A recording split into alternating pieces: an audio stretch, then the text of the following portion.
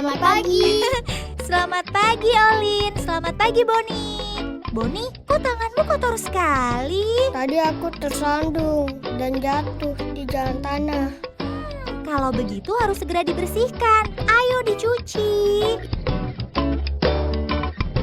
Ih, Boni jorok. Iya, Cuci tangannya kok nggak pakai sabun? Ini kan sudah bersih. Tuh, kotorannya nggak kelihatan kan? Olin bener tuh. Cuci tangan itu sebaiknya menggunakan sabun agar kotoran dan kuman yang ada di tangan bisa hilang. Ribet ah, nggak mau.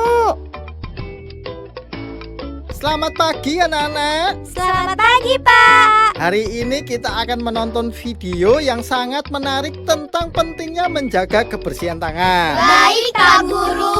Sekarang kita belajar tentang menjaga kesehatan ya. Siapa yang rajin cuci tangan pakai sabun? Pak Guru, kenapa harus pakai sabun? Dibasuh dengan air saja kan sudah bersih.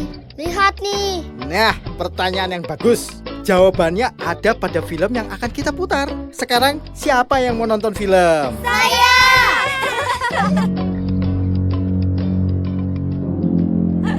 Wahai bangsa kuman, mulai hari ini aku menugaskan kalian untuk membuat anak-anak di bumi menjadi sakit. Apakah kalian siap? Siap! Hahaha. Bagus. Sekarang berpencarlah. Cari tempat yang kotor untuk berkumpul.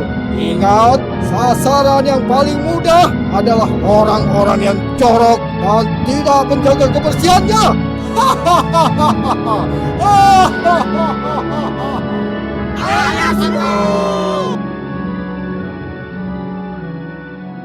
Nah, kalian sudah lihat kan bahwa kuman suka pada tempat dan tubuh yang kotor. Siapa yang mau di tangannya banyak kuman? Gak mau.